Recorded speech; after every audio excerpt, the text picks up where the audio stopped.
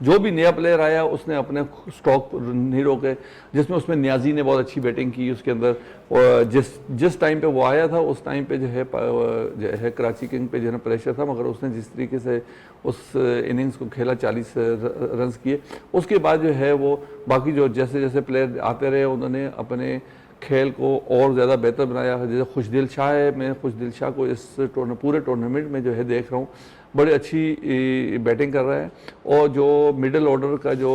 सही एक्चुअल जो है सिलसिला है उसको वो निभा रहा है, और कराची किंग के लिए वो बहुत ही फ़ायदेमंद, जितने भी उसने अभी तक इनिंग्स खेली है वो कराची किंग के लिए बहुत अहम खेली हैं, जिसपे वो जो है कराची किंग को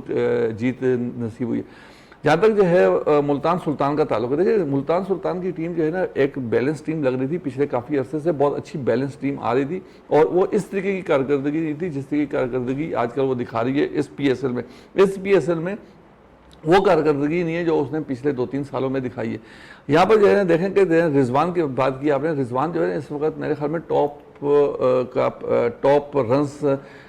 उसके हैं PSL के अंदर, मगर अगर आपके रन्स अगर आपकी टीम को काम नहीं आते तो वो रन्स मैं नहीं